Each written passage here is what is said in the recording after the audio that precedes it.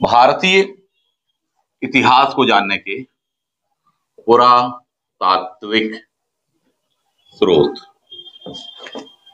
भारत के इतिहास को जानने के पुरातात्विक स्रोत इससे बता रहे हैं। आपको इस पर आ जाना अपनी लूसेंट पर, ठीक है।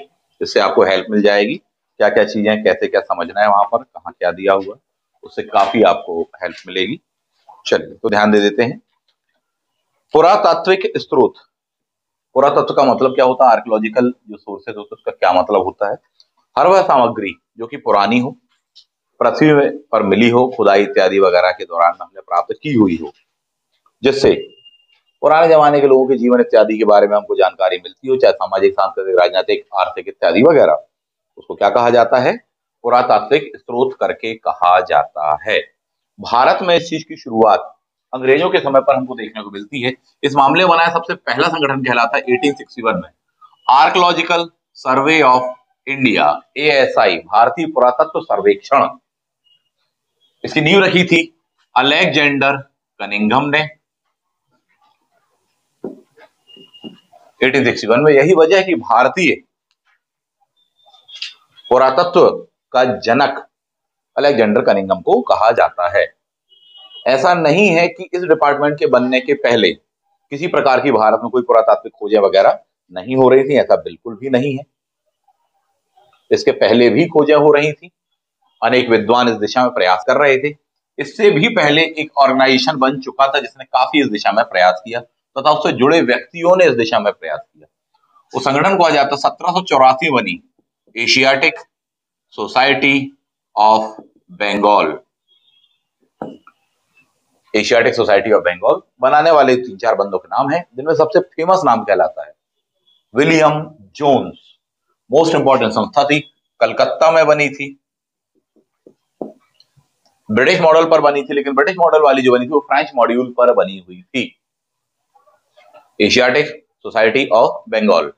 इसमें जो भी व्यक्ति शामिल थे, ध्यान देने वाली बात है, वो ओरिएंटलिस्ट थे। ओरिएंटलिस्ट अर्थात प्राच्यविद, अर्थात प्राच्य होता पूर्व, पूर्व यानी कि होता ईस्ट। जो ईस्ट का कल्चर है उससे प्रेम करने वाले, उसके प्रति सम्मान का भाव रखने वाले जो लोग थे वो इसमें शामिल थे। बाद में आप और भी विद्वानों को पढ़ते हैं, चाहे टिफेन थेलर पढ़ते हो जिन्होंने अशोक का अभिलेख सबसे पहली बार खोजा, उसके भी बाद में आप पढ़ते कि प्रिंसेप ने पढ़ा, तो अशोक के अभिलेख को सबसे पहले जेम्स प्रिंसेप ने पढ़ा। तो सब इससे ही जुड़े विद्वान थे। खुद वॉरेन हेस्टिंग भी इस कैटेगरी में आने वाले व्यक्तियों में से था, जो कि भारत में, बंगाल में पहला गवर्नर जनरल के रूप में आता है साहब। तो ये एक ग्रुप कहलाता है। बाद में हम देखेंगे कि एक वर्ग और भी होता है जो कि कहीं ना कहीं इंपीरियलिस्ट प्रवृत्ति का देखने को मिलता है, अर्थात ब्रिटेन, इंग्लैंड, सभ्यता, संस्कृति, उसको ज्यादा सपोर्ट करेंगे, बोले भारत वाली कुछ भी नहीं है। तो इस प्रकार से हमको देखने को मिलता है। जबकि ये लोग भारतीय सभ्यता संस्कृति के प्रति, उसकी प्राचीनता के प्रति, उसकी महानता के प्रति अत्यधिक सम्मान व्यक्त करते हैं, उसको इंपॉर्टेंस देते हैं, उससे इन्फ्लुएंस्ड है काफी मात्रा में। तो ये चीजें हमको देखने को पहले से मिल रही थी, लेकिन एक ऑर्गेनाइजेशन सरकारी स्तर पर विधिवत जो ऑर्गेनाइजेशन बनाया गया वो 1861 में बनाया गया। जबकि अशासकीय स्तर पर आप देख सकते हो 1784 एशियाटिक सोसाइटी ऑफ बंगाल, इसकी स्थापना हो चुकी थी। नेक्स्ट होना जाते हैं, भारत में 1826 का वर्ष पुरातत्व की दिशा में बहुत ही महत्वपूर्ण कहलाता है। भारत में सबसे पहली बार में आदि मानव के जो जीवाश्म थे इसी वर्ष में खोजे गए। आदि मानव कहां पर, चेन्नई पास में भी, कहां पर, पल्लवरम। एक बंदा था रॉबर्ट ब्रूसफुट, ये पहला व्यक्ति था भारत में जिसने आदि मानव के जीवाश्म इस जमाने में खोजे। 1826 में ही आप देख रहे हैं चेन्नई के पास में पल्लवरम में इस चीज की खोज कर रहा है बंदा। इसी समय उत्तर भारत में हम देखेंगे इंडस वैली के विषय में भी जानकारी मिलना शुरू हो चुकी थी अंग्रेजों को। इस बात के हमको सोर्सेज मिलते हैं।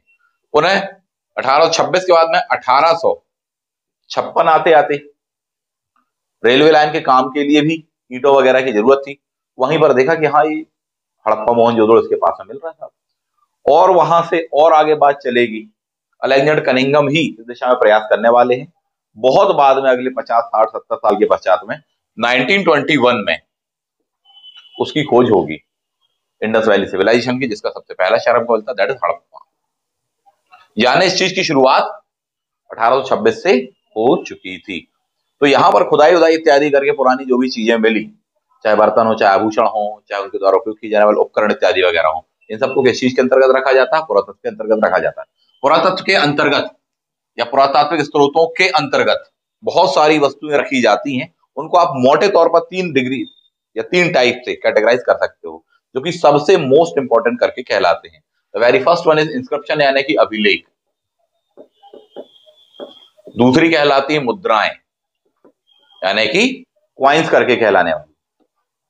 तीसरे कहलाने वाले हैं स्मारक, ये सबसे खास कहलाते हैं। और चौथे अन्य रख दो, यानी जितना भी कुछ मिल रहा है वो अन्य करके आ जाएगा। तो ये चीजें कहलाती हैं।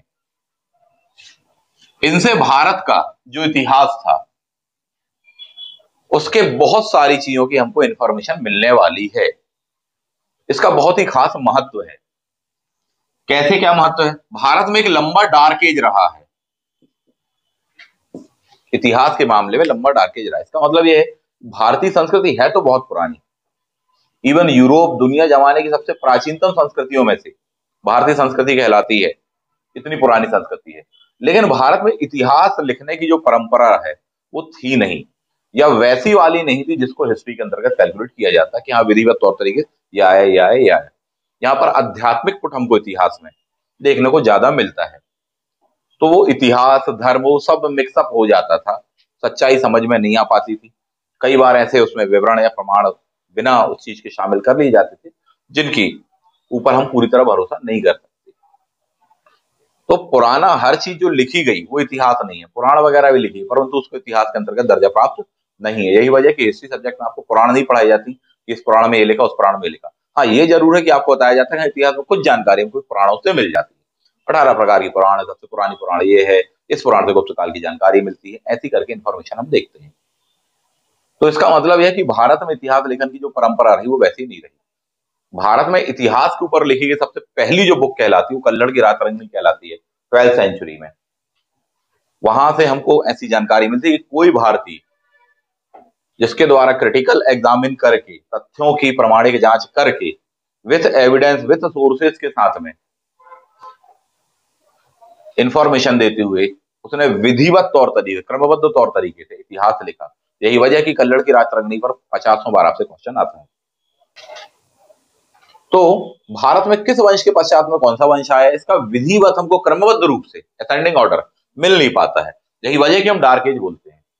इवन आप इतने से समझ जाइए कि इंडस वैली हमारी खो गई थी साहब जी, दुनिया की महानतम सभ्यताओं में से इंडस वैली सिविलाइजेशन, जिसका टाइम पीरियड कहलाता है 2350 बीसी से 1750 बीसी, ऐसा मान लिया।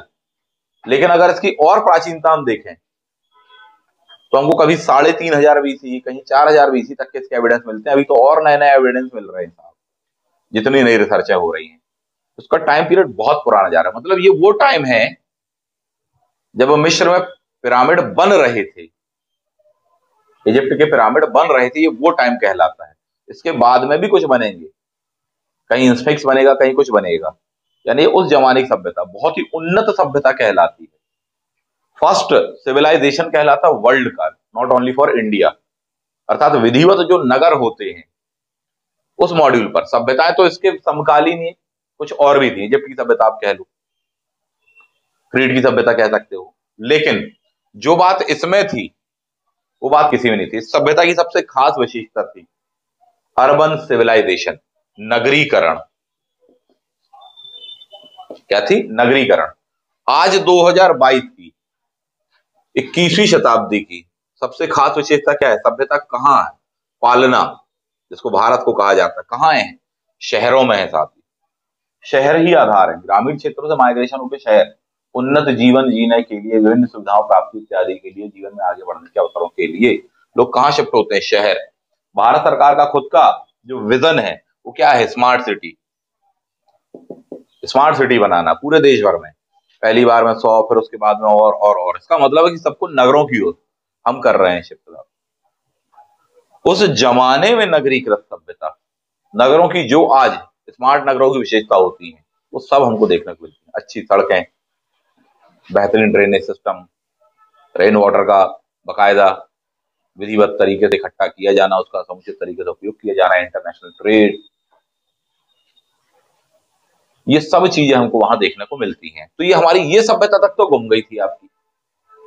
इंडस वैली के बाद में, यानी 2350 से 1750 बीसी के बाद में हमारे देश में आती वैदिक सभ्यता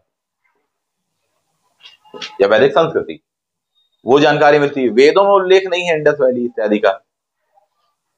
उसके बाद में भी 50 ग्रंथ लिखे जाएंगे, उनमें भी उल्लेख नहीं है। इवन कनिष्क के काल में हमको उल्लेख नहीं मिल रहा है, जबकि कनिष्क के काल में एक स्तूप इंडस वैली शहर के ऊपर बनाया गया है, इसकी जानकारी हमको है आज की डेट में। इसका मतलब उनको भी वो सभ्यता प्राप्त नहीं थी साहब। तो हमारा इतिहास खो गया। ऐसे ये वाला, ऐसे बहुत सारे। अशोक, दुनिया का सबसे महान शासक अशोक। महानता इसमें नहीं कि उसने युद्ध किए, जीते इत्यादि वगैरह, नहीं। महानता इसमें है कि जब उसके पास में बहुत पावर थी, उसके बावजूद भी उसने दया का मार्ग, लोगों के कल्याण का मार्ग अपनाया। जिस समय वो अपना जीवन अय्याशी और न जाने किन किन में बिता सकता था, उसके बावजूद भी उसने ये सोचा कि मेरा दायित्व ये है कि जनता का कल्याण हो। अपनी खुशी के स्थान पर उसने दुनिया की खुशी देखी। जिस समय वो सत्ता में था, पावर में था, वह सत्ता, वह शक्ति जो लोगों को पागल बना देती है, घमंडी बना देती है, अहंकारी बना देती है, एक पाए बौराए एक खाए बौराए बना देती है, उस समय वो ये सोच रहा है कि मैं जनता का कल्याण करूं, उसकी सेवा जितनी मैं कर सकूं कर दूं। जनता के लिए अनेक आदेश जारी करता है, अधिकारियों के लिए जारी करता है कि उनको किसी प्रकार का कष्ट नहीं होना चाहिए। तो ये उसकी महानता का आधार है। वरना जो भी उस जमाने के शासक रहे हैं, उन सब ने सत्ता अपने हाथ में ली, शक्ति अपने हाथ में ली, शराब, अय्याशी, न जाने क्या क्या नहीं किया, जनता के बारे में नहीं सोचा, लोगों की हत्याएं करी। ऐसे बहुत सारे एविडेंस हम देखते हैं। पर ये व्यक्ति उस जमाने में शस्त्र त्याग कर लोगों के कल्याण के बारे में सोचता है। आज यही सोच लोकतांत्रिक पद्धति का आधार है, आम जनता का कल्याण, जबकि यह राजतंत्र से बिलोंग करता है। ऐसा शासक का इतिहास हो गया लंबे समय तक, और बाद में उसको पुनः खोजा गया। तो कैसे खोजा गया, यही तो प्रश्न है। तो कैसे खोजा गया?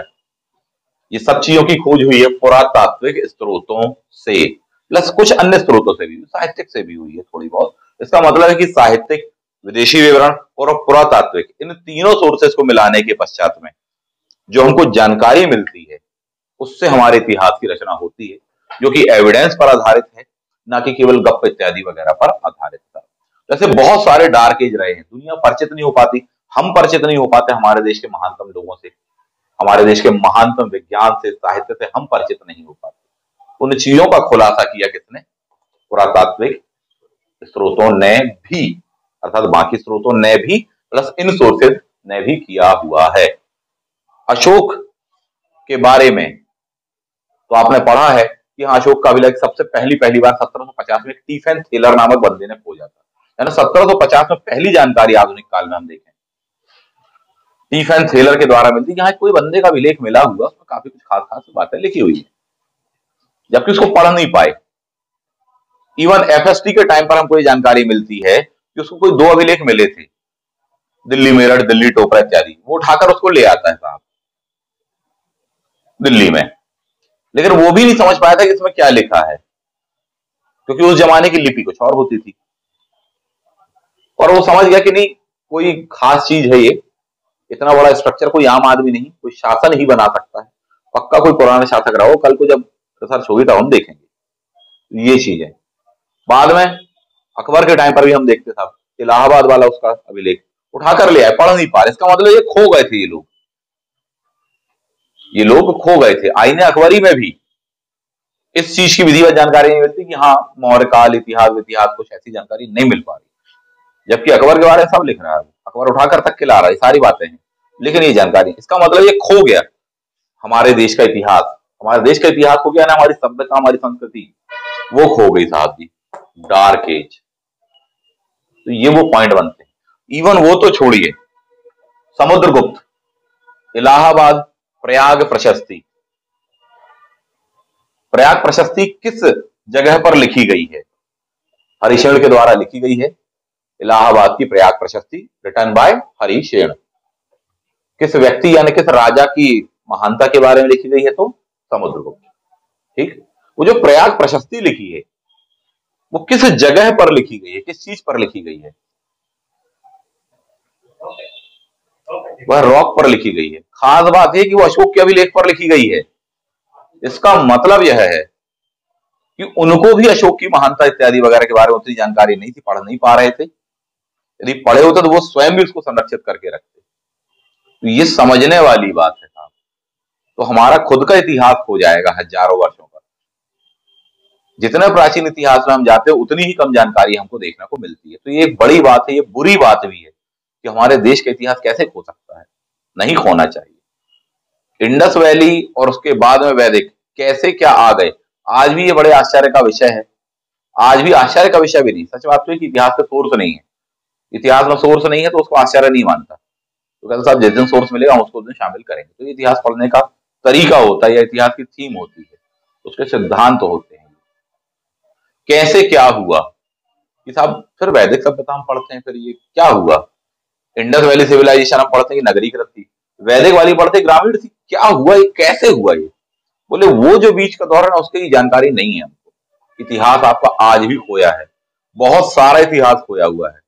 इवन मध्यकाल तक का भी इतिहास खोया। 1260 से लेके 1265 कि बलबन जो था इतने खास पद पे आता है, वो एकदम से राजा कैसे बन के आ जाता है, इसकी जानकारी मिल नहीं पाती आपको आज भी कि कैसा हुआ। 1260 से लेके 1265 तक का इतिहास गायब है। अरे राजकीय इतिहास गायब है। और बोलिए इतिहास का डार्क है, तो इनका खुलासा कैसे होगा? साहित्य से भी जो चीज नहीं पता चल पा रही वो पता चलेगी पुरातात्विक स्रोत से। उनमें से ये जो सबसे खास सोर्सेस कहलाते हैं, सबसे महत्वपूर्ण कहलाते हैं। भारत में अभिलेखों के महत्व से आप इतना समझ लो, एग्जाम में आपसे पूछेगा भी कि अशोक के सिर्फ अभिलेखों के आधार पर एक भारतीय ने या एक महान भारतीय ने अशोक का इतिहास लिख डाला। उनका नाम था देवदत्त रामकृष्ण भंडारकर।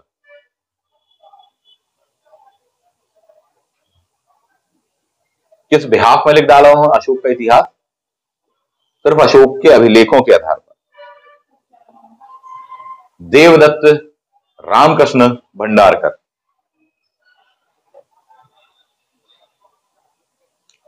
ठीक, चलिए आगे बढ़ते हैं। तो इन पर क्वेश्चन लगातार आते हैं साहब। अभिलेख, अभिलेख सबसे महत्वपूर्ण सोर्सेस क्यों कहलाते हैं? नंबर 1 पर ही क्यों है? नंबर 2 पर मुद्राएं ही क्यों रखी है अपन ने? ऐसा क्यों किया अपन ने? और आप ये सोचिए, एक पॉइंट तो है कि हाँ ऐसा क्यों किया, वो कॉन्सेप्ट अपन समझे, और दूसरा ये है कि आपसे एग्जाम में हर बार अभिलेखों पर क्वेश्चन आता है। कभी अशोक के अभिलेख होता है, कभी विदिशा, हेलियोडोरस, गरुड़ स्तंभ इत्यादि ऐसे क्वेश्चन होते हैं, है ना। पुरातात्विक वाले इन सोर्सेस पर लगातार क्वेश्चन आता है। अभिलेखों पर आए हुए कोई ऐसे 10 क्वेश्चन मैं चलिए आपको बताने का प्रयास करता हूं, और फिर बताते हैं कि क्यों ये अभिलेख इतने महत्वपूर्ण होते हैं। तो सबसे पहला पॉइंट, अभिलेख महत्वपूर्ण क्यों है, क्या महत्व है इनका? इनका महत्व यह है कि इसमें जो कुछ लिखा गया है, पहली बात तो सार्वजनिक तौर पर लिखा गया है, अर्थात इसमें झूठ लिखा जा सकता है, मना नहीं उस बात को, लेकिन साफ साफ झूठ नहीं लिखा जाएगा। जो कुछ भी लिखा जाएगा मैक्सिमम टाइम सार्वजनिक है, तो यार सत्य घोषणाएं ही लिखी जाने की संभावना अधिक होती है। दूसरा पॉइंट, अभिलेखों में चेंज करना संभव नहीं है, उसे नष्ट किया जा सकता है अभिलेख को। अभिलेख होता क्या है? अभिलेख यानी पत्थर का एक टुकड़ा बड़ा सा, उस पर लाइनें लिखी गई हैं। क्लियर? तो ऐसा लिखा गया होगा, देवनाम प्रियदर्शी, राजा अशोक, ये सब चीजें। अब आप बोले कि नहीं यहाँ का राजा अशोक नहीं, मुकेश था, तो आपको उसको तो मिटाना पड़ेगा उतने हिस्से को, और फिर आप इसको करेक्ट करो। जैसे आपने मिटाया तो समझ जाएंगे पक्का तुमने कोई करेक्शन किया बेटा, इसलिए ये महत्वपूर्ण है। दूसरा पॉइंट, जिन एरिया से मिले होंगे राज की घोषणाएं हैं, इसका मतलब है कि उनके राज्य में आता होगा, वो तो यहां मिले, यहां मिले, यहां मिले, यहां मिले, यहां मिले। इससे पता चल रहा है साहब ये जो क्षेत्र है ये इस राजा के अंतर्गत आता था। क्लियर? उनकी एक प्रशासनिक संरचना के बारे में जानकारी मिलती है आपको, बहुत सारी ऐसी इंफॉर्मेशन मिलती है। तो इसका मतलब इनको चेंज नहीं किया जा सकता, इनको बदला जाना इतना आसान नहीं है, इनसे एक सटीक जानकारी हमको मिलती है। ये इसका इंपॉर्टेंस है अभिलेखों का कि इनको बदला नहीं जा सकता, बदलेंगे भी तो चीज पकड़ में आ जाएगी कि हाँ आपने उसको रिकरेक्ट करने का प्रयास किया हुआ है, दैट इज अभिलेख, ये उनका महत्व है। द नेक्स्ट वन आ जाते हैं, सबसे खास जो 10 से 12 अभिलेख हैं जिन पर क्वेश्चन आए हुए हैं बार बार। भारत का सबसे पुराना अभिलेख, सबसे पुराना 1400 बीसी 1400 बीसी का बोगज कोई अभिलेख, कौन सा? बोगज कोई। हालांकि एक इससे भी पुराना बताया जा सकता 2200 बीसी का, बट वो आता नहीं है आपको सबसे ज्यादा बार आता है बोगज कोई अभिलेख। कहां मिला है? एशिया माइनर में, एशिया माइनर बोगज कोई अभिलेख, ये कहां है? Asia minor.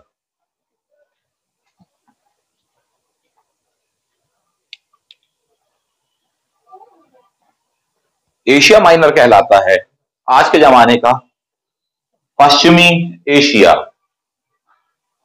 Waste Asia, Boghaz कोई अभिलेख। इस अभिलेख में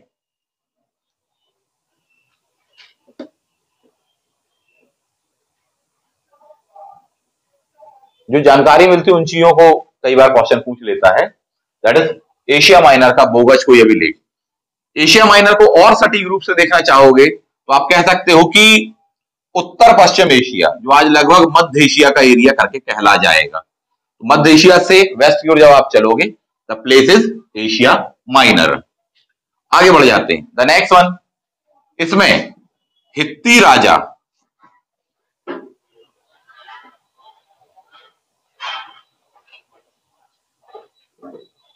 हित्ती राजा सपिलनुमा, जबकि दूसरा मित्ती राजा, यानी दो अलग अलग शासकों के बीच में एक ट्रीटी हुई है, संधि हुई है साहब। राजाओं के नाम महत्वपूर्ण नहीं है, आपको लिखना है तो लिख सकते हो हित्ती राजा सपिलनुमा, जबकि मित्ती राजा मतीवजा, सपननुमा, यस, हित्ती राजा, और दूसरा था मित्ती राजा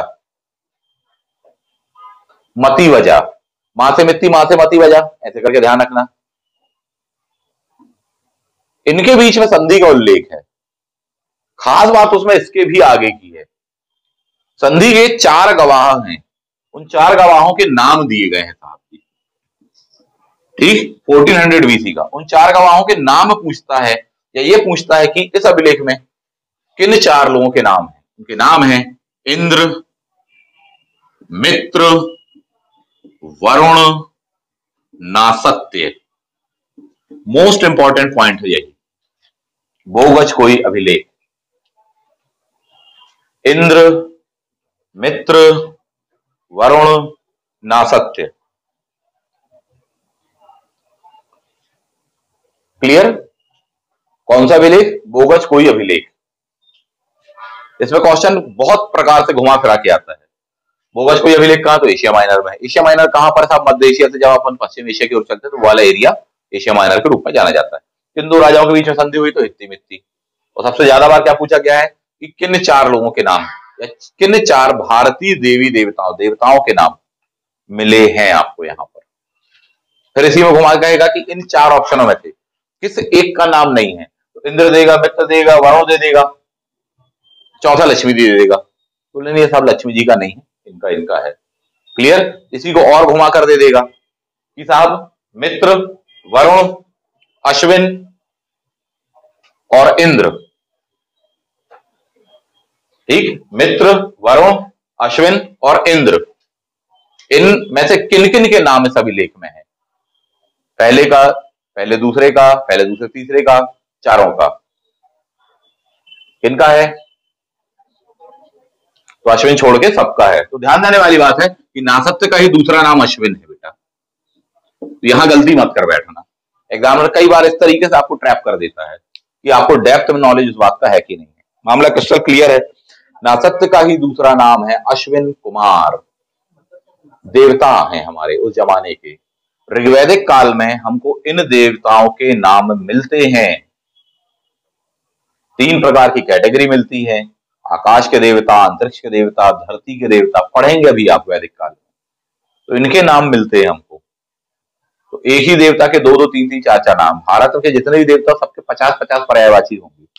चलिए आगे बढ़ जाते हैं। तो इससे हमको जानकारी मिलती है। सेम टाइम चल रहा होगा ऋग्वैदिक काल हमारा, उसमें भी हमको यही सेम कॉमन नाम मिल जाने वाले हैं, तो पूछ लेता है साहब। द नेक्स्ट वाला जाते हैं। इसके पश्चात में जो भारत में अभिलेख हम देखेंगे, कहा जाता है अशोक के अभिलेख। अशोक के अभिलेख मतलब अशोक के अभिलेख अपने आप में इतने सारे, उतने खास हैं कि आपको बड़ा डिटेल में पढ़ना पड़ेगा। अशोक एक शासक था, मौर्य शासक था,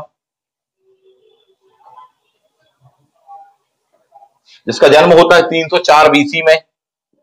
कब हुआ था जन्म? 304 बीसी में। राज्यारोहण होता है 269 बीसी में। 261 बीसी में उसके जीवन की सबसे खास घटना कहलाती कलिंग का युद्ध। इस युद्ध के पश्चात में उसने युद्ध की नीति त्याग दी और धम्म घोष, धम्म इत्यादि की नीति अपना ली। उसने बौद्ध धर्म भी अपना लिया था, लेकिन उसके बावजूद उसने एक कॉमन संहिता बनाई थी सभी के कल्याण इत्यादि के लिए, सिविल कोड उसने घोषित की। उसको कहा जाता अशोक का धम्म। उसके द्वारा अपनाया गया बौद्ध धर्म एक अलग चीज थी कि हाँ वो इस धर्म को मान रहा है, जबकि उसके द्वारा जो धम्म चलाया गया वो एक सामाजिक संहिता थी, लोगों के कल्याण के लिए बनाई गई संहिता थी। उसके आदर्श थे, या उसके जमाने के जो नियम कानून संविधान इत्यादि था, उसकी आप प्रियम्बल तक कह सकते हो उसको, कि राज्य की तथा राजा की इच्छाओं से उसने परिचित कराया है कि राजा की यह इच्छा है कि आप सभी लोगों का कल्याण हो, आप सभी मेरी संतानों के समान हो, आपको कोई भी कष्ट हो आप कभी भी आकर मुझसे मिल सकते हो, चाहे मैं अंतःपुर में हूं, चाहे मैं सो रहा हूं, चाहे कुछ कर रहा हूं, मैं आप लोगों की सेवा के लिए सदैव तत्पर रहूंगा। इस तरह की बात उसने लिखवाई। इसका मतलब वो अपनी इच्छाएं बता रहा है। तो ये जानकारी हमको मिलती है। अशोक ने इसके पश्चात में धम्म के प्रचार के लिए, ना कि बौद्ध धर्म मात्र के लिए, धम्म के लिए भी और धर्म के लिए भी, बौद्ध धर्म के प्रचार प्रसार के लिए उसने बहुत लोगों को भेजा। मध्य प्रदेश से हम देखेंगे देवी से उत्पन्न उसके पुत्र पुत्री महेंद्र संघमित्रा को श्रीलंका भेजता है, जबकि धम्म के प्रचार प्रसार के लिए उसने अपने अभिलेखों में लेख लिखवाए। उसके अभिलेखों को 3 कैटेगरी बांट सकते हो। बड़े यानी वृहद मोनोलिथिक हैं, वृहद शिलालेख करके कहलाते, शिलाओं पर, पत्थरों पर, चट्टानों पर वृहद शिलालेख, तो बड़े हैं साहब जी, अभिलेख हैं। दूसरा कहलाते हैं उसके साहब जी लघु,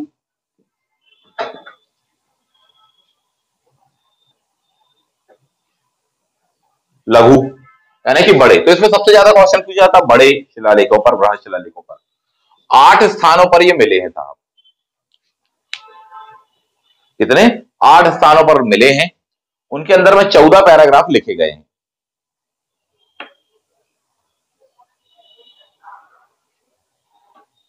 आठ स्थानों पर मिले हैं। अशोक वाले टॉपिक में बड़े डिटेल में अपन को पढ़ेंगे। जिन 8 स्थानों पर ये मिले, इससे पता चलता है कि हाँ वो उसके साम्राज्य का हिस्सा था। यानी उत्तर पश्चिम सीमा प्रांत में भी मिले हैं, उत्तराखंड, कालसी इत्यादि पर भी मिले हैं। साउथ में हम देखें कर्नाटक तक के एरिया मिले। इससे पता चलता है कि मौर्य एम्पायर कर्नाटक तक विस्तृत हुआ करता था। तो ये महत्वपूर्ण है अपने आप में पॉइंट। क्लियर? चलिए आगे बढ़ते हैं। अशोक वाले टॉपिक को पढ़ेंगे, किसने क्या देखा पढ़ा, सारी चीजें। आगे बढ़ेंगे। अशोक के अभिलेखों को कई बार लोग बोलते हैं कि ये प्रतिकृति हैं। किसकी? बोले अशोक ने कॉपी किया था इसको। कहां से? इसके पहले उत्तर पश्चिम भारत में सिंध प्रांत में हखामनी डायनेस्टी थी,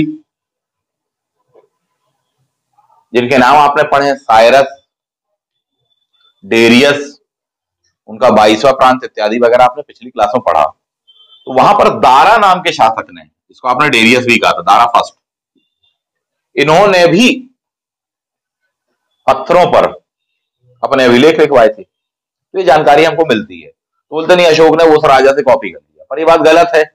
रीजन, अशोक के अभिलेख कई मामलों में उससे बहुत अलग है। पहली बात तो अशोक के अभिलेख मोनोलिथिक यानी एक ही पत्थर पर है, ऊपर से नीचे तक सिंगल, ये कई टुकड़ों में है। बोले कॉपी कैसे किया, किस आधार पर बोले, बोले इनने भी ऊपर पशु इत्यादि वगैरह बनवाए, इनने भी बनवाए हैं। बोले ये कोई आधार मात्र नहीं है, इनके उतने सुंदर नहीं है जितने खास हमारे देश में देखने में पाषाण कला। उसकी सबसे खास बात कला थी ओपदार पॉलिश, बिल्कुल चमकीली पॉलिश, शाइनेबल पॉलिश, ओपदार पॉलिश करके हिंदी में कहा जाता है। अगर इनके पुराने हैं, इनके अच्छे हैं भी होने चाहिए, इसका मतलब वो कला तो हमारे यहाँ की थी, तो आप केवल उसको क्रेडिट नहीं लेते। वैसे बहुत सारे आधार अपन पढ़ेंगे। चलिए, तो ये कुछ खास अभिलेख हमने देखे अशोक के जमाने के। अशोक के अभिलेखों के बल पर ही इतिहास लिखा गया उसका।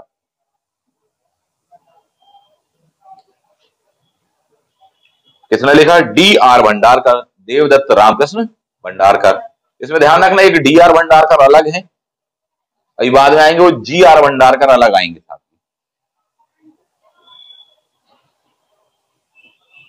क्लियर? तो अलग अलग है वो। अशोक के अभिलेखों को डिटेल की बजाय अपन शॉर्ट में थोड़ी सा देख ले रहे हैं, मौर्य वाले टॉपिक को पढ़ेंगे। अशोक के जो अभिलेखों में सबसे ज्यादा बार क्वेश्चन पूछा जाता है, सबसे पहला तो क्वेश्चन पूछा जाता था कि अशोक के अभिलेखों में उसका नाम किन 4+1 अभिलेख में मिला। सबसे पहला क्वेश्चन 4+1 है ना, टोटल 5। किन अभिलेखों में अशोक का नाम मिलता है? उनका नाम है दैट इज मस्की, गुर्जरा, ये दतिया में है, एमपी में है इसलिए पूछेगा गुर्जरा, नैतूर, उदयगोलन। ठीक, तो इन 4 में अशोक का नाम मिलता है। तो मध्य प्रदेश वाला जो होगा ना, गुर्जरा दतिया वाला, गुर्जर प्रतिहार, उसके बारे में पूछेगा आपसे। नेक्स्ट पॉइंट मैंने कहा 4+1 पांचवा ये जो अभिलेख है, इसमें ना केवल अशोक का नाम मिलता है बल्कि उसकी प्रतिमा भी बनी है।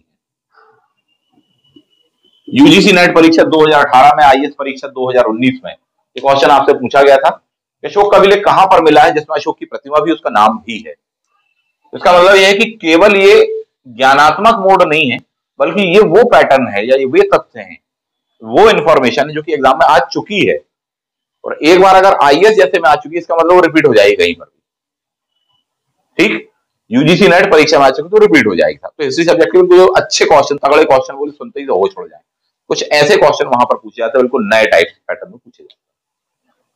तो पूछ लेगा, तो आप में से कोई बताना चाहे तो बता सकता है कि कौन सी जगह है वह।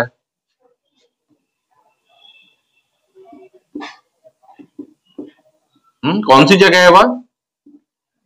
कनकनगनहल्ली, तमिलनाडु। कनकनगनहल्ली, तमिलनाडु, गनहल्ली, तमिलनाडु।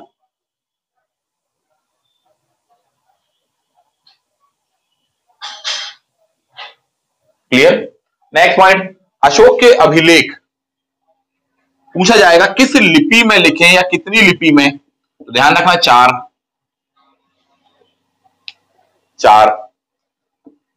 किन स्क्रिप्ट में है? Brahmi, Kharosthi, Greek, Aramaic. ये स्क्रिप्ट है, भाषा कुछ भी हो सकती है इनकी।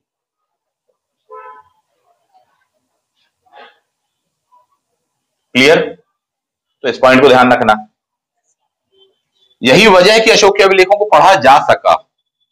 ब्राह्मी भारत की सबसे प्राचीनतम लिपि कहलाती है। खरोष्ठी जो थी वह प्रेरित थी हखामनियों से। ऑब्वियसली जो एरिया हखामनी एम्पायर से लगे होंगे वहां पर कई लोग वह भाषा बोलते होंगे, क्योंकि वहां पर राज की भाषा रही होगी, यानी उत्तर पश्चिम सीमा प्रांत वाला एरिया, पाकिस्तान, अफगानिस्तान, ईरान से लगा क्षेत्र। ग्रीक यानी इसका मतलब है कि सिकंदर भी आया था अशोक के पहले, चंद्रगुप्त मौर्य के भी पहले, 326 बीसी। तो कुछ लोग इंडो ग्रीक्स बस गए थे यहाँ पर, आपने पढ़ा है, तो इसका मतलब ग्रीक लैंग्वेज में भी उसने, क्योंकि कुछ लोग ग्रीक समझेंगे साहब वहां पर। चौथी गौर अपन देख रहे हैं आई मेक, सेम पॉइंट, यही वाला एरिया। उसका मतलब यह है कि हमको देखने को मिलती है साहब। कितनी लिपि में पूछेगा तो 4। फिर इसमें उल्टा करके क्वेश्चन पूछेगा, इनमें से किस लिपि में अशोक के अभिलेख नहीं है? ब्राह्मी में, खरोष्टी में, ग्रीक में, लैटिन में, ऐसे करके दे देगा आपको। समझ में आ रही बात? ये बात को ध्यान रखना। या और बोल देगा ब्राह्मी, खरोष्टी, अरमाइक और देवनागरी, इस तरह से करके आपको दे देगा। खुद अशोक के अभिलेख किस लिपि में नहीं है? किसमें? इन चार में से देवनागरी। देवनागरी में है? नहीं है ना? ऐसा ही ना। भारत में देवनागरी लिपि का सबसे पहला प्राचीनतम प्रमाण कहां मिलता है? किस अभिलेख में मिलता है? तो ध्यान रखना, झटके मत खाना, उसका नाम है अशोक के अभिलेख। इसका मतलब है कि अशोक के अभिलेख में देवनागरी लिपि का भी प्रयोग किया गया है, लेकिन पूरा का पूरा अभिलेख देवनागरी में नहीं लिखा है, बल्कि कुछ पॉइंट्स उसके देवनागरी में भी मिलते हैं। इस बात को समझना, दोनों अलग अलग चीजें हैं। यह अभिलेख पूरा का पूरा देवनागरी में है, पूरे इन चार लिपियों में है, लेकिन इसके साथ साथ उसके इक्का दुक्का अभिलेखों में हमको देवनागरी का भी प्रमाण मिलता है साहब। यानी देवनागरी लिपि उस जमाने उतनी डेवलप नहीं हुई थी, लेकिन उसकी बिगिनिंग हमको कहां से? अशोक के अभिलेख से देखने मिल जाती है। ये क्वेश्चन आपसे तब पूछा जाता है जब आप हिंदी का स्पेशल कोई पेपर देने जाते हो, चाहे यूजीसी नेट का देने जाते हो, चाहे पुलिस का पेपर देने जाते हो, सब इंस्पेक्टर का, तब वहां क्वेश्चन पूछा जाता है साहब। बाद में आपसे पुनः क्वेश्चन पूछा गया कि भारत की ऐसी कौन सी डायनेस्टी थी जिन्होंने अपने अभिलेख पूरी तरह से देवनागरी में ही लिखवाए, ऊपर से नीचे तक केवल और केवल देवनागरी। ऐसा पूछा जाएगा, आराम से आप कल बताइएगा। तो इन लिपियों में अशोक के अभिलेख हैं साहब, इस बात को ध्यान रखना। अशोक के अभिलेख से भी पुराने कुछ अभिलेख अपन और देख सकते हैं। अभिलेख यानी पत्थर पत्थर इत्यादि पर लिखा गया, ऐसा अपन मानते था, लेकिन अभिलेख वह चीज भी कहला सकती है जो लकड़ी पर लिखी गई हो। क्यों नहीं कह सकते? भारत में इंडिविजुअल, स्पेशली इंडिया में ही, इस बिहाफ में यदि देखा जाए तो लकड़ी पर 10 फॉन्ट्स, लकड़ी पर एक साइन बोर्ड टाइप का बनाया गया, ग्लो साइन बोर्ड होता ना, जब साइन बोर्ड टाइप का बनाया गया, और उस पर 10 डिजिट्स लिखे हुए हैं। क्वेश्चन पूछता कि इंडस वैली सिविलाइजेशन की किस जगह पर यह लेख या अभिलेख या साइन बोर्ड मिला है? खास बात है कि इसमें रेडियम जैसा कोई पदार्थ भरा गया था, यानी पूरा एक लकड़ी का पट्टा लंबा सा, उस पर बड़े बड़े 10 डिजिट्स, उस पर रेडियम भरा गया। इसका मतलब चमकता होगा दूर से। उसको लगाया गया था शहर की बाउंड्री वॉल या गेट पर, ताकि दूर से कोई आ रहा हो तो उसको नजर आ जाए। उस शहर पर हर बार एक क्वेश्चन आता ही है एमपीपीएससी और आईएएस में, उसका नाम है धौलावीरा। क्या नाम है उसका? धौलावीरा। तो जो कि गुजरात में, तो ये लकड़ी पर है, यहां हम पत्थर वाले लेखों पर बात कर रहे हैं। धौलावीरा, धौलावीरा कई बातों के लिए भी जाना जाता है।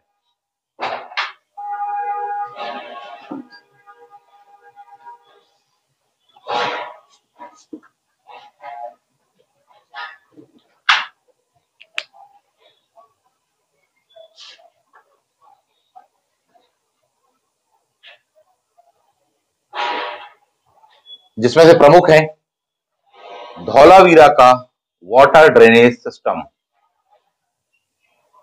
रेन वाटर हार्वेस्टिंग,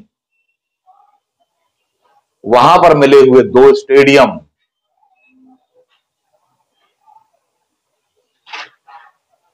धौलावीरा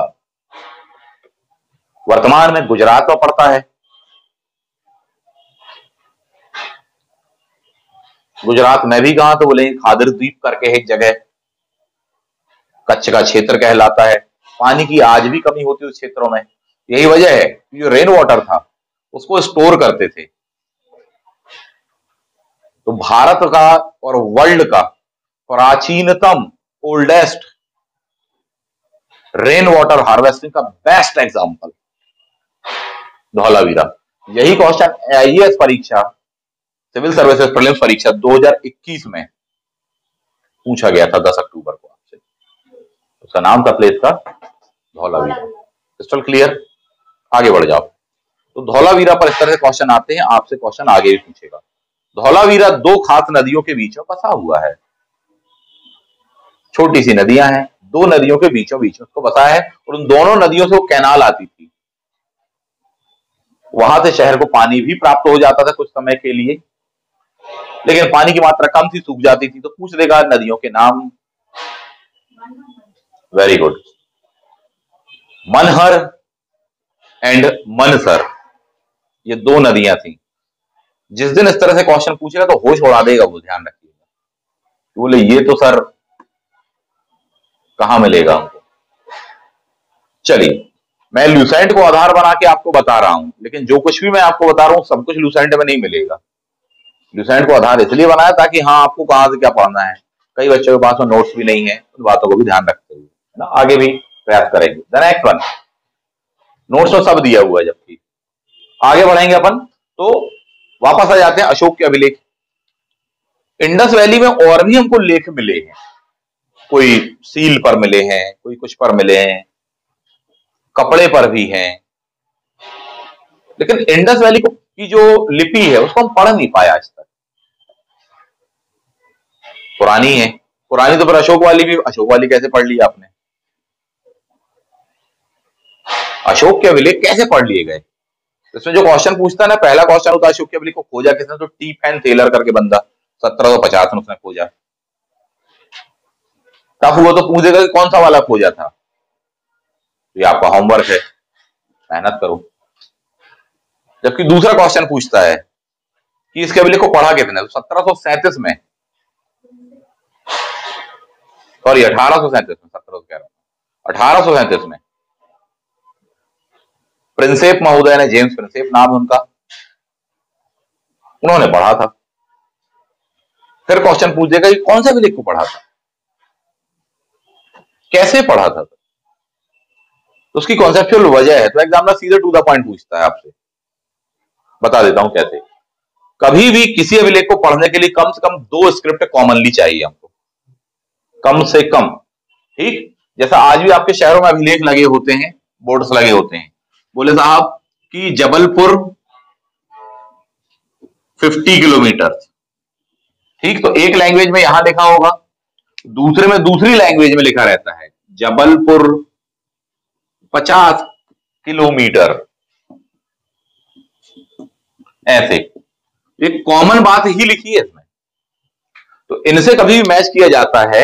अच्छा, इसको जे जा, ए स्वर इत्यादि कुछ रहा होगा, बी बा, ऐसे करके उसको डिकोड किया जाता है। तो इसका मतलब है कि कैसा अभिलेख चाहिए? द्विभाषिक अभिलेख चाहिए ही चाहिए उसको पढ़ने के लिए।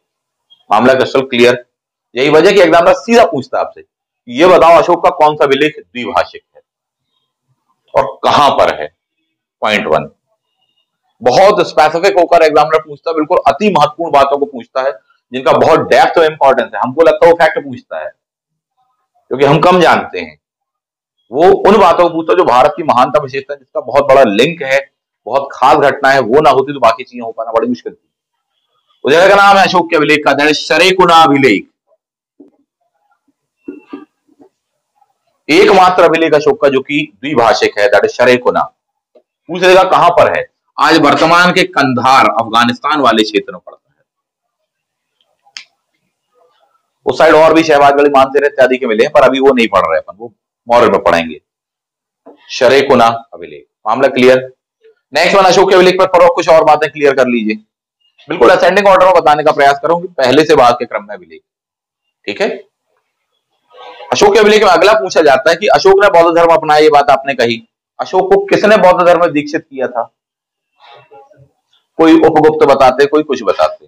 बोले ठीक, ये बात तो ये कह रहे कि इनने दीक्षित किया था, फलाने धर्म की किताब में ऐसा लिखा हुआ है। बोले ये बात क्या खुद अशोक ने कही है क्या? क्योंकि ये कह रही है, बिल्कुल वही बात है। बोले हाँ, हम प्रधानमंत्री को जानते हैं। तो बोले ये कोई महत्वपूर्ण बात नहीं है, महत्वपूर्ण ये कि प्रधानमंत्री बोले कि वो तुमको जानता है। बोले ये तो कह रहा है कि अशोक ने अपनाया था, लेकिन अशोक खुद भी कह रहा है क्या? बोले हाँ जी, कह रहा है। तो एग्जामिनर क्या क्वेश्चन पूछता है कि कैसे क्लियर है आपको वो कह रहा है?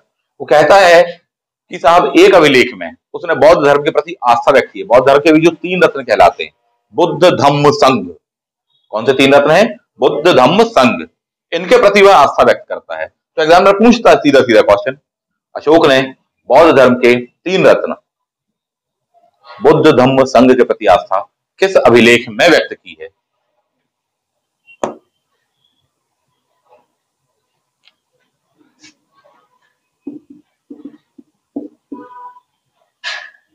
दैट इज भाब्रू बैराट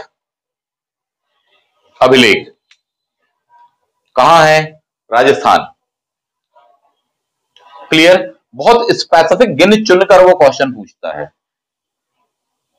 साहित्यिक सोर्स बता रहे कि अशोक के कई पत्नियां थी। कितनी? 5। हालांकि अब ये क्वेश्चन आने लगा इस पैटर्न में कि अशोक की उन 5 पत्नियों का नाम बताओ। अब ये क्वेश्चन भी आने लगा है, लेकिन टफेस्ट एग्जाम जो है देश के उन पर आया हुआ है। यूजीसी नेट परीक्षा में पूछा गया था, हिस्ट्री सब्जेक्ट में पूछा गया था, इनमें से कौन 5 देवियां वो थी। अपन मध्य प्रदेश बस का पढ़ते कि हाँ एमपी विदिशा, श्रेष्ठी पुत्री देवी, है ना, तो ऐसा करके नाम अपन पढ़ते हैं। तो ये ध्यान रखना पॉइंट, अशोक के कई बेटे बेटियां थे, पुत्र पुत्रियां थी। मध्य प्रदेश में हमको उसके 3 बच्चों के नाम बड़े महत्वपूर्ण हैं। देवी से उत्पन्न है जो कि महेंद्र तथा संघमित्रा। एक तीसरी बच्ची भी थी उनकी, very good, that is Ujjaini. शाबाश। क्या नाम था उसका? उज्जैनी। उज्जैन शहर उनके नाम पर। क्लियर? तो ये पूछ देता है आपसे कई बार। पर अशोक के ये जो बेटे बेटी इत्यादि की जानकारी वो देखो साहित्य बोल रहा है।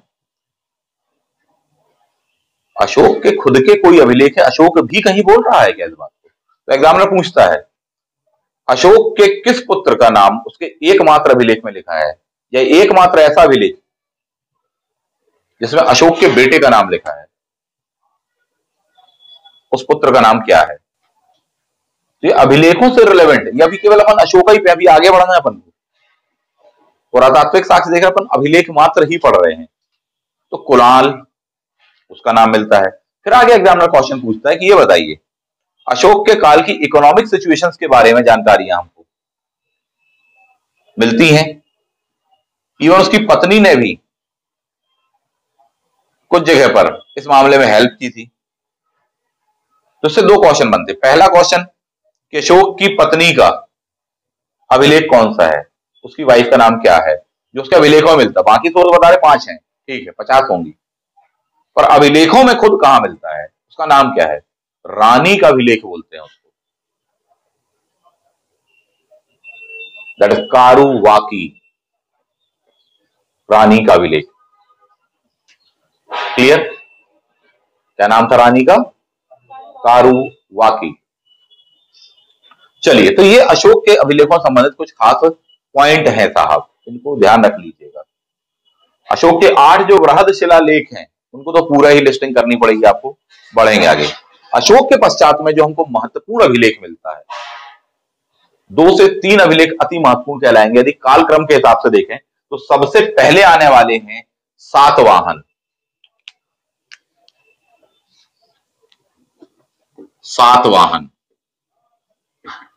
सातवाहन का मध्य प्रदेश से भी संबंध था।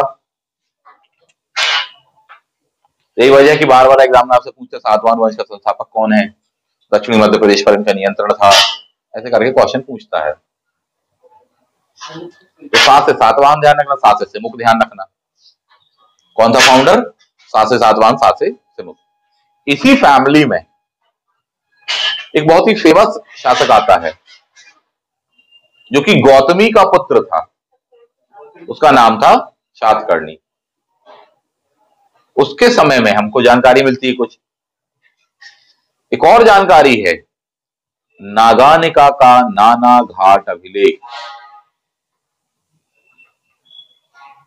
इसका नागानिका का नाना घाट अभिलेख मोस्ट इंपॉर्टेंट अभिलेख है ये भारत का पहला ऐसा अभिलेख है जिससे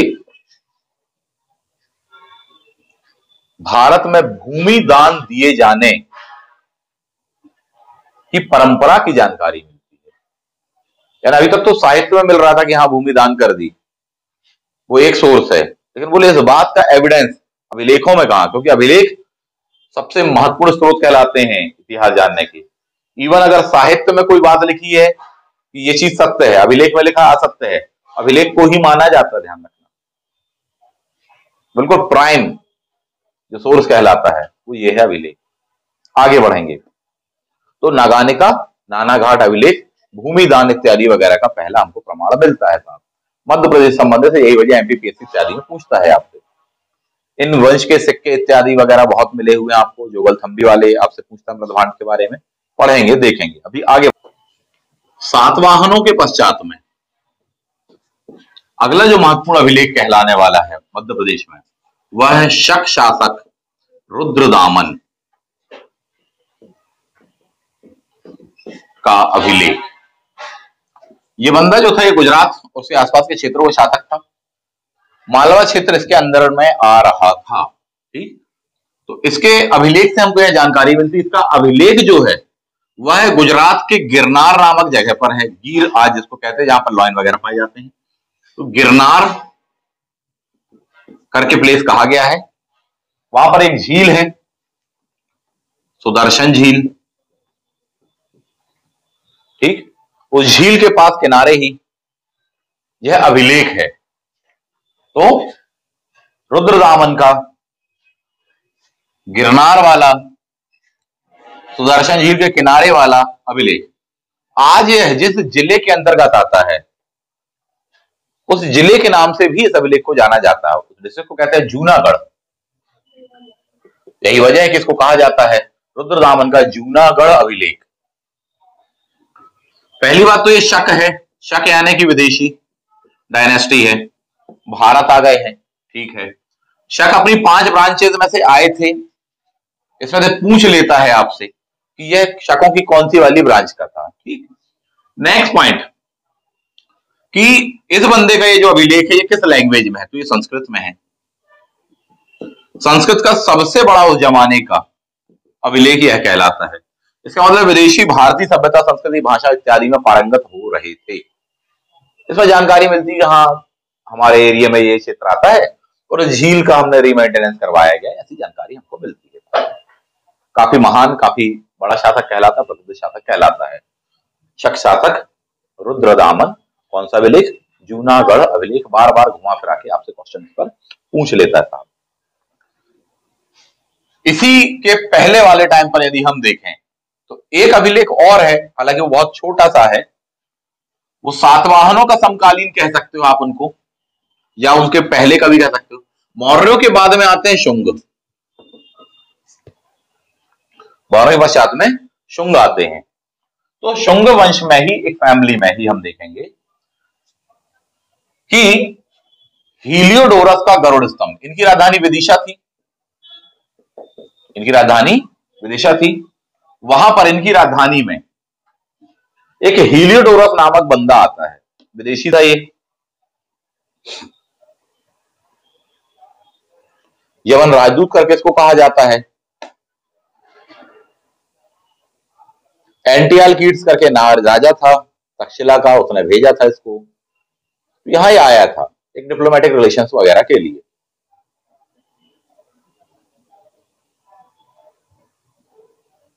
पूछेगा क्वेश्चन, किस शुंग शासक के दरबार में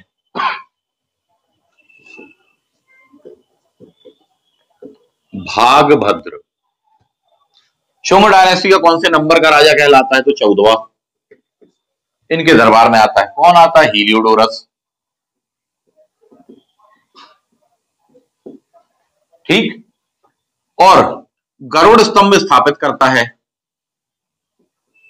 गरुड़ भगवान विष्णु जी को समर्पित होते हैं। इससे पता चलता है कि वैष्णव धर्म इत्यादि के प्रति उसने आस्था व्यक्त की हुई थी।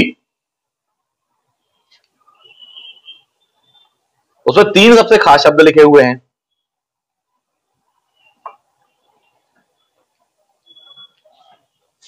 इसी स्तंभ पर तो पूछता है, बहुत बार आया हुआ है। आज के जमाने में हम इसको विदिशा बोलते हैं। उस जमाने में बेस नगर करके बोला जाता था एंशंट में। तो क्वेश्चन पूछ देगा बेसागर किसका नाम था? विदिशा। मध्यकाल में वेशनगर यानी विदिशा को ही कुछ और कहा जाने लगा।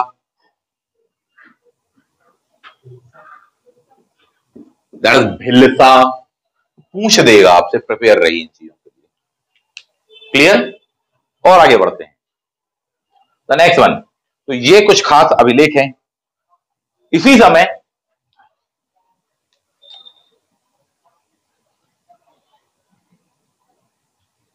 मध्य प्रदेश का हम देखने वाले हैं और भारत के संदर्भ में भी देखें। एक डायनेस्टी का नाम मिलता है आपको, उसका एक बहुत ही फेमस अभिलेख है। वो डायनेस्टी है तो नहीं डायरेक्टली मध्य प्रदेश संबंधित, लेकिन इनडायरेक्टली संबंधित है। कलिंग के राजा या शासक खारवेल का अभिलेख। खारवेल का अभिलेख। यह हाथी टाइप की बनी हुई एक गुफा है। यही वजह के अपन बोलते हैं हाथी गुम्फा अभिलेख करके बोलते हैं। इसका कलिंग के शासक खारवेल का हाथी गुम्फा अभिलेख। सबसे पहली बात की अगर कहा जाए भारतवर्ष नाम किस अभिलेख में हमको पढ़ने मिलता है? Point one. तो कौन सा है? कलिंग के राजा खारवेल का। खास बात है कि कई लोग कहेंगे सर ये कलिंग खारवेल राजा कब की टाइम की बात हो रही है? 20 से लेकर 40 एडी, प्रथम शताब्दी आप कह सकते हो। तो कुछ लोग कहेंगे सर भारतवर्ष नाम तो उसके भी पहले हम देखते हैं, वैदिक काल में भी हम पढ़ते हैं, युद्ध होता है पुरुषोणी रावी नदी इत्यादि वगैरह तट पर होता, सुदास ताशराग युद्ध, तीसरा मंडल, ये वो सब कुछ तो वहां पर मिलता है सर पुराना नाम। तो क्वेश्चन वो नहीं है, समझो बात, वो साहित्यिक स्रोत है। एग्जामिनर आपसे पूछ रहा है कि किस अभिलेख में सबसे पहली बार। तो ये क्या है? ये पुरातात्विक सोर्स है, वो साहित्यिक है। और मैंने कहा साहित्य से भी ज्यादा प्रामाणिकता किसको मानी जाती, किसको दी जाती है इंपॉर्टेंस? पुरातात्विक अभिलेखों को, सोर्सेज वगैरह को दी जाती है साहब। तो ये पूछता है तो किस अभिलेख में पहली बार भारतवर्ष, भारत देश का नाम हमको यहां मिलता है? क्लियर? आगे बढ़ेंगे। The next one. अगला क्वेश्चन जो इसमें ही आपसे पूछ देगा कि कलिंग कहां पर है? तो उड़ीसा में है।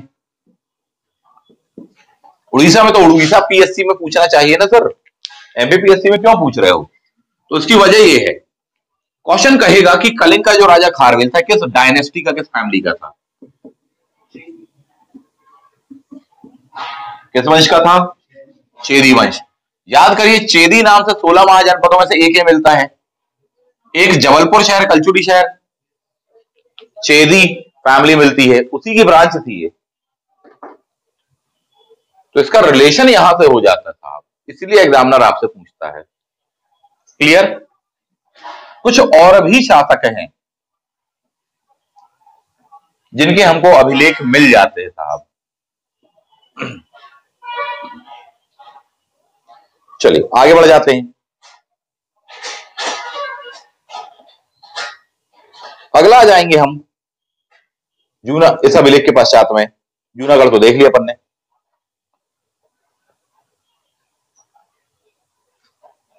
समुद्रगुप्त की प्रयाग प्रशस्ति।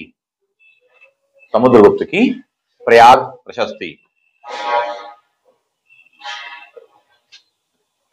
प्रयाग यानी कि इलाहाबाद, इलाहाबाद में है ये। लिखी किसने है? तो हरिशेन नामक विद्वान ने लिखी है।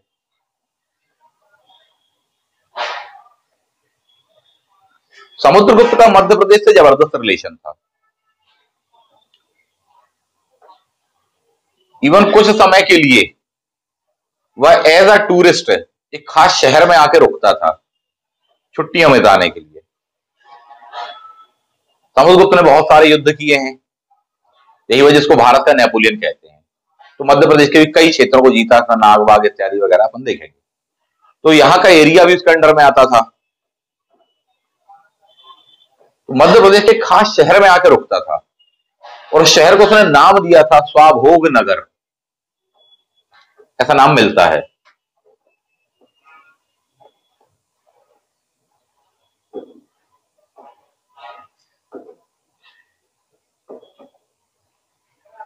मध्य प्रदेश को शहर का नाम पूछ देगा आपसे, उसका नाम है दैट इज सागर।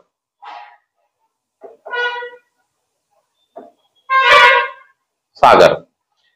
प्राचीन काल में उसको ऐरण बोला जाता था। ऐसा माना जाता है कि एराका नामक नाग से इसकी शब्द की उत्पत्ति हुई है। नागों की डायनेस्टी मध्य प्रदेश में उस जमाने में थी। इसी नाग डायनेस्टी से इस क्षेत्र को जीता था समुद्रगुप्त ने, हमको जानकारी मिलती है। तो एरिया उनके अंडर में आ गया था। इलाहाबाद की प्रयाग प्रशस्ति में भी इस बात की चर्चा है कि उसने नागों से इस क्षेत्र को जीत लिया था। नेक्स्ट पॉइंट, इलाहाबाद की जो प्रयाग प्रशस्ति है, मैं पहले ही कह चुका हूं, ये उसी जगह पर है या उसी पत्थर पर है जिसमें अशोक का अभिलेख है साहब जी। उसमें नीचे साइड को लिखी गई है। क्लियर? ये वही है जिसे बाद में अकबर उठाकर किले में रखवा देता है, ये वही है। क्लियर पॉइंट है। प्रयाग प्रशस्ति रिटन बाय हरिशंकर। समुद्रगुप्त की कई विजयों, युद्धों इत्यादि की जानकारी मिलती है। 100 युद्धों का विजेता करके उसको कहा जाता है। नेपोलियन तक की संज्ञा दी गई है उसको। पूछेगा कि समुद्रगुप्त को नेपोलियन किस किताब में कहा गया है, घुमाकर क्वेश्चन पूछेगा। किस बुक में समुद्रगुप्त को भारत का नेपोलियन कहा गया है? क्योंकि इसके पहले कई बार क्वेश्चन आए किसको नेपोलियन बोलते हैं। 2 ही नेपोलियन पढ़ते अपन, 2 से 3 नेपोलियन है तो बहुत सारे। प्राचीन काल में वीए स्मिथ, ठीक है, पुस्तक का नाम पूछा है। क्वेश्चन ये नहीं पूछा है कि किस राइटर ने कहा है। वो बात बिल्कुल सही है कि वीए स्मिथ। क्वेश्चन ये कि किस पुस्तक में कहा है। तो वीए स्मिथ ने 1904 में एक किताब लिखी थी। ये आईसीएस ऑफिसर था, आईएएस ऑफिसर आप कह सकते हो जमाने का। उस बुक का नाम था अर्ली हिस्ट्री ऑफ इंडिया। क्या नाम था? Early history of India, written by V A Smith. Bharat का नेपोलियन समुद्रगुप्त। इसके पश्चात में हम आ जाते हैं मंदसौर का अभिलेख। मंदसौर मध्य प्रदेश, मालवा की उत्तर पश्चिम सीमा कहलाता था। ये प्रवेश द्वार कह सकते हो मंदसौर। समथिंग 6th सेंचुरी के आसपास, 5वीं 6वीं शताब्दी में यहां पर यशोधर्मन का एक अभिलेख मिलता है। उसे मंदसौर प्रशस्ति भी कहते हैं।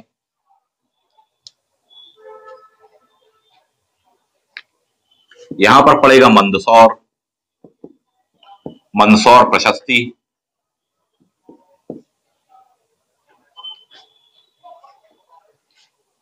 किस पर है? यशोधर्मन।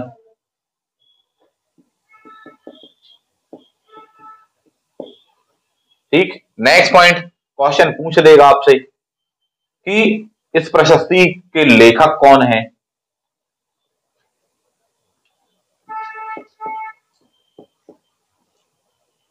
दैट इज वसुल। नेक्स्ट पॉइंट, यशोधर्मन एक महानतम शासक कहलाता है। गुणों इत्यादि वगैरह को पराजित करेंगे। पूछ देगा किस फैमिली से थे। सब लाइन से आए क्वेश्चन है। किस फैमिली से थे, किस वंश के थे? ओलिकर वंश। किससे थे?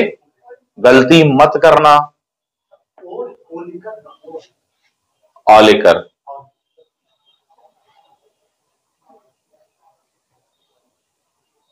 मालवा नरेश यशोधर्मन का मंदसौर का अभिलेख है मंदसौर प्रशस्ति, रिटन बाय वसुल। किस फैमिली से हैं? यशोधर्मन। आगे बढ़ते हैं। हर्ष के काल में भी हमको जानकारी मिलती, मध्य प्रदेश उनके क्षेत्र में आता था। नर्मदा नदी उनकी दक्षिणी सीमा हुआ करती थी। हर्ष का ही समकालीन एक बहुत ही खास व्यक्ति हुआ है चालुक्य नरेश पुलकेशिन सेकेंड। चालुक्य शासक पुलकेशी सेकेंड। इसकी बहुत ही खास राजधानी थी, दैट इज ऐहोल। उस राजधानी में इसने अभिलेख लिखवाया जिसको कहा जाता है ऐहोल प्रशस्ति।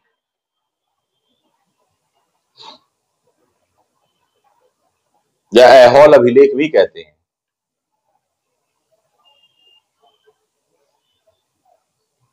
क्लियर?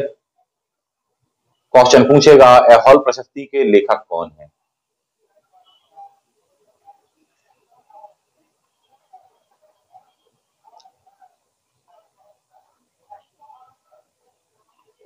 दैट इज रवि कीर्ति।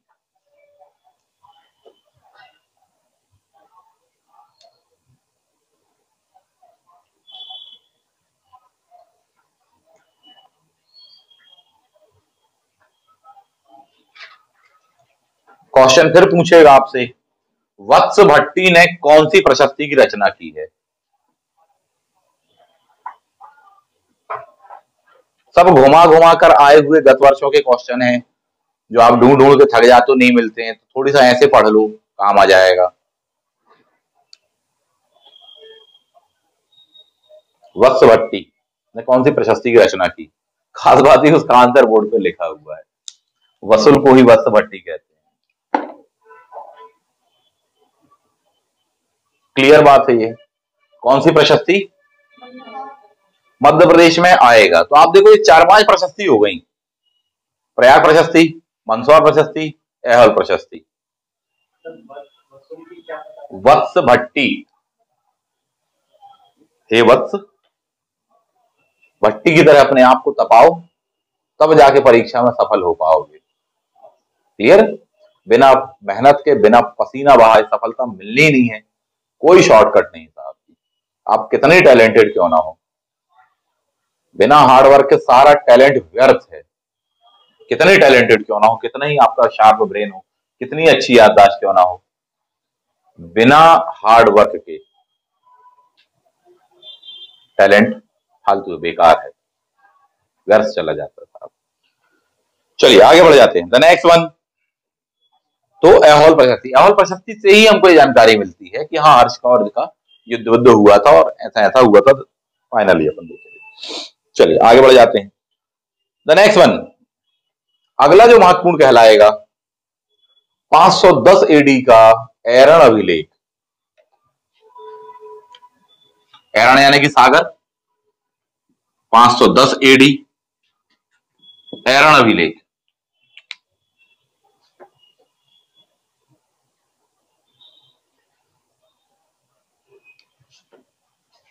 गुप्त शासक भानुगुप्त के काल में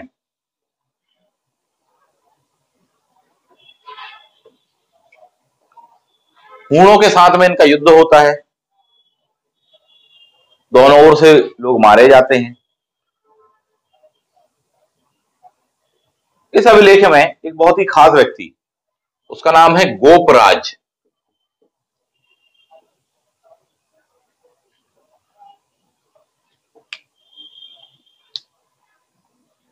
उसकी वाइफ इसके निधन के पश्चात में सती हो जाती है। इससे पता चलता कि यह प्रथा उस काल में, ठीक, पॉइंट 1। पॉइंट नंबर 2, सती प्रथा का इसके पहले कोई भी आपको अभिलेखी प्रमाण नहीं मिला है, यानी ये प्रथम है। तो एग्जामिनर कहता है कि सती प्रथा का पहला अभिलेखी प्रमाण कहां मिलता है?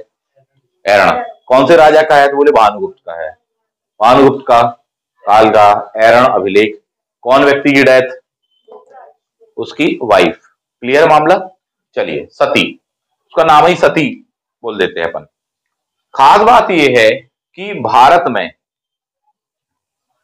क्या इसके पहले सती प्रथा थी? कैसे जानकारी मिली आपको? थी। तो सिंपल सी बात है, वो प्रथा पहले से रही, सर उसको लिखा पहली बार गया। तैयारी आप पहले से कर रहे थे, नोट्स आपने बाद में बनाना चालू किए, ये वैसी ही बात है। क्लियर? इसके अलावा सती प्रथा संबंधी कोई एविडेंस भारत में?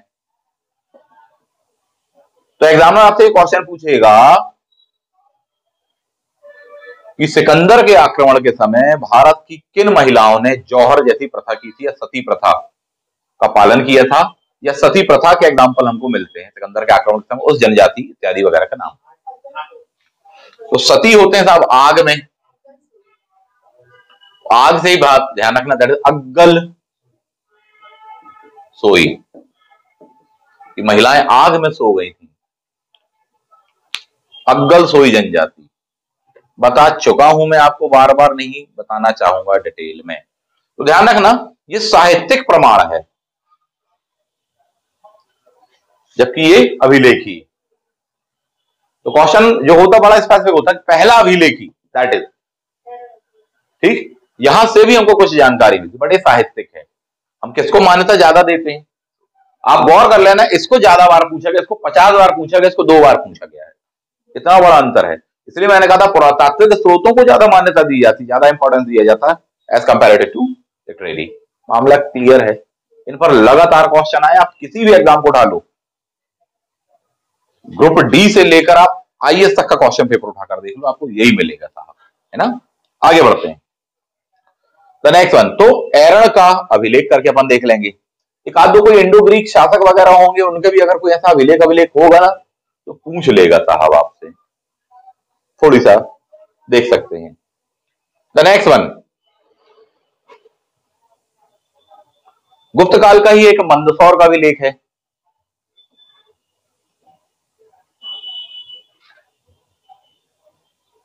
जिसमें जानकारी मिलती है कि हाँ लाट प्रदेश यानी गुजरात से कई बुनकर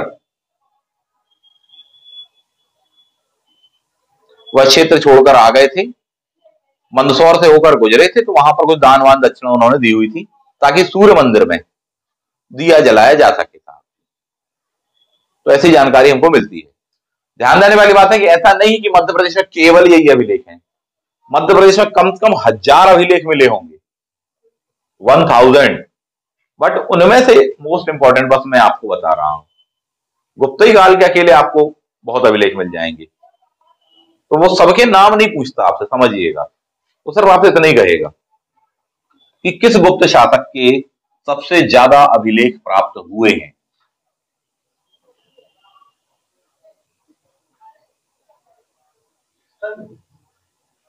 समुद्रगुप्त के, स्कंदगुप्त के, भानुगुप्त के, चंद्रगुप्त के, ठीक है। तो इस तरह करके क्वेश्चन पूछता है वो आपसे।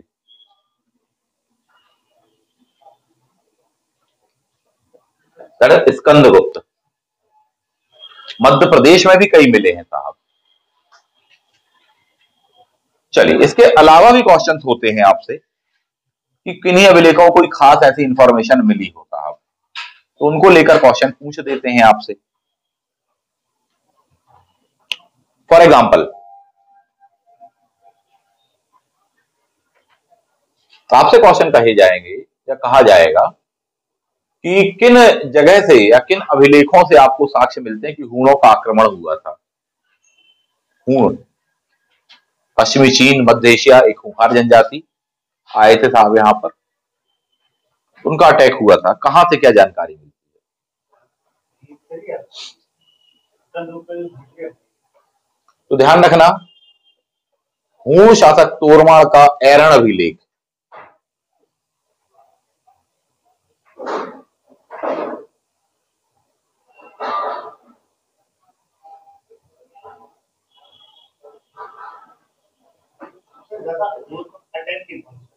वो खुद ही राजा बन जाता है, जीत जाता है, जहां शासन करता है सागर वाले क्षेत्र में, उस जमाने में एरण कहा जाता था उसको, उसकी जानकारी मिलती है।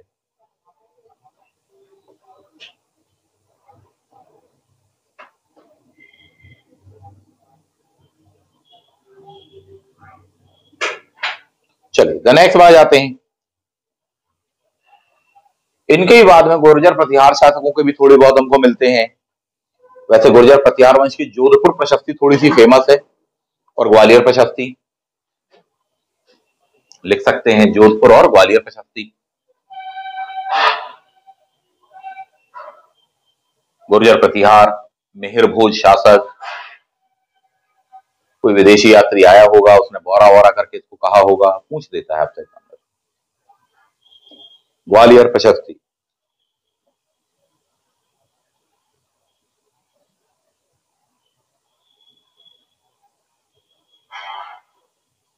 फरमान शासक भोज का, वंसवर अभिलेख, ऐसी जानकारी हमको मिलती है। नेक्स्ट वन, चंदेल शासक धंग का खजुराहो अभिलेख,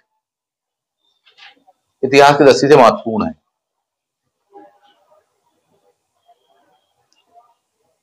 यशकर्ण का जबलपुर अभिलेख, यशकर्ण का जबलपुर का ताम्र लेख है एक्चुअली वो, कॉपर प्लेट पर। कॉपर प्लेट वाले अभिलेख को ज्यादा इंपॉर्टेंस अपन इसलिए नहीं देते हैं एक्चुअली, क्या उसमें करेक्शन किया जा सकता है, संभव है आसानी से, पत्थर की अपेक्षा, है ना, तो इसलिए ज्यादा उसको वेटेज नहीं दिया जाता। चलिए आगे बढ़ते हैं।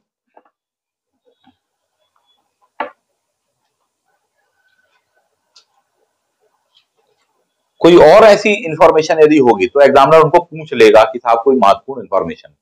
3-4 पॉइंट ध्यान रखना। भारत में अकाल,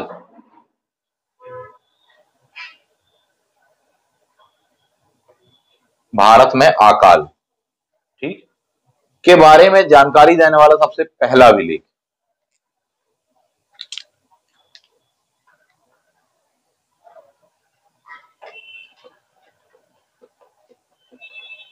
सबसे पहला अभिलेख, दैट इज सोहगौरा अभिलेख, सोहगौरा अभिलेख।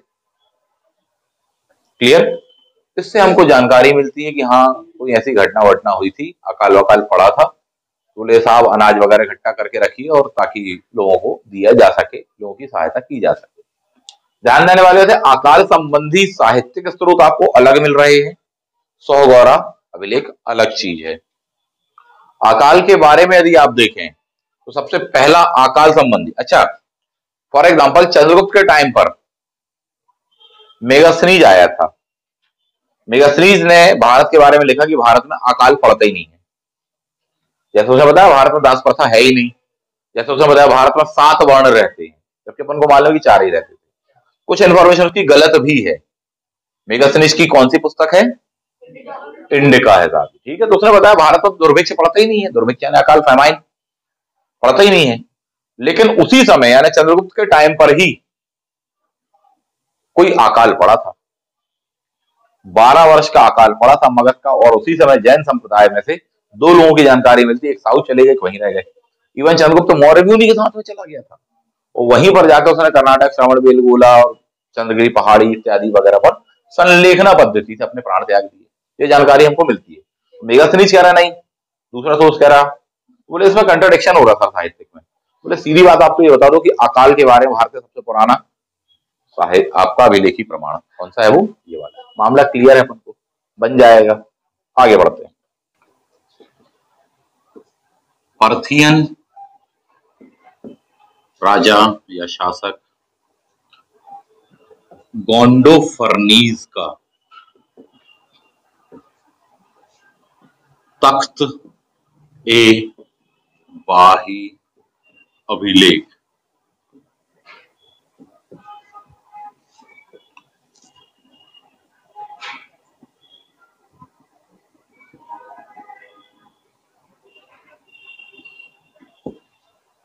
ठीक, ये 2 अभिलेख और भी हैं, याद आ गया इसलिए मैंने कहा ऐड कर लेते हैं इसको। पार्थियन एक शासक हुआ करता था, उसका नाम है गोंडोफर्नीज। इसकी तिथि हमको मिलती है 20 से लेकर लगभग 40 एडी के आसपास में। कहाँ है ये पार्थिया? तो भारत का जो हिस्सा हम देखेंगे, उत्तर पश्चिम वाला हिस्सा, तो जमाने में भारत कुछ ऐसा हुआ करता था। तो यहाँ पर बैक्ट्रिया के पास में, अफगानिस्तान में एक जगह है बैक्ट्रिया, बल्ख करके भी दिया होता है, उसके पास में पश्चिम की ओर कैस्पियन सागर के निचले हिस्से में, वहां पर एक डायनेस्टी आती है पार्थियाई, जिनको आप मौर्योत्तर काल में पढ़ते हैं ना, IPSK, इंडो ग्रीक, फिर उसके बाद पर्सियन, फिर शक और फिर कुषाण। भारत में पढ़ते हो ना आईपीएस के, ये मौर्योत्तर काल के हैं। तो ये जो है ना P for that is Persian. Persian अलग है, इस बात को ध्यान रखना। पर्शियन अलग है, पर्शिया यानी वो ईरान वाले हैं, पर्थिया यानी कैस्पियन सागर के दक्षिण में। क्लियर है? आक्रमणकारी के रूप में, इन्वेडर्स के रूप में हम इनको पढ़ते हैं। बाद में यहां पर इन्होंने एम्पायर क्रिएट किया। यहां पर इसका संस्थापक करके कभी को पूछे तो मिथेड्रस, मिथेड्रस करके एक बंदे का नाम मिलता है, उसने स्थापना की थी। ठीक है, और भी फिर कुछ शासक आते हैं, नॉट सो मोर इंपॉर्टेंट। महत्वपूर्ण बात यह है कि गोंडो फर्नीज उस जमाने का बहुत ही खास शासक करके कहलाता है। उसका जो अभिलेख मिला है दैट इज तख्त ए बाहे अभिलेख। कहां पर इसकी राजधानी मिला? उस जमाने में इनकी राजधानी हुआ करती थी पेशावर। तो पेशावर के पास में ये वाली जगह है, यहां से इस व्यक्ति के बारे में जानकारी मिलती है इसके अभिलेख से। किस शताब्दी का है ये अभिलेख? फर्स्ट सेंचुरी का अभिलेख है, प्रारंभिक अभिलेख में से करके कहलाता है। इन पॉइंट को ध्यान रखना। द नेक्स्ट वन, मथुरा का एक मोरा अभिलेख। यह अभिलेख बिल्कुल प्रारंभिक जो शताब्दी है, फर्स्ट शताब्दी ईसा पूर्व जिसको कहना चाहिए। मथुरा पर मोरा नामक जगह है, वहां पर एक तोषा नामक महिला थी। तोषा नामक महिला थी। उस महिला के द्वारा वैष्णव धर्म में आस्था व्यक्त की गई है। और जो विष्णु वीर कहलाते हैं, चतुर्वीर की संकल्पना 4 होते हैं,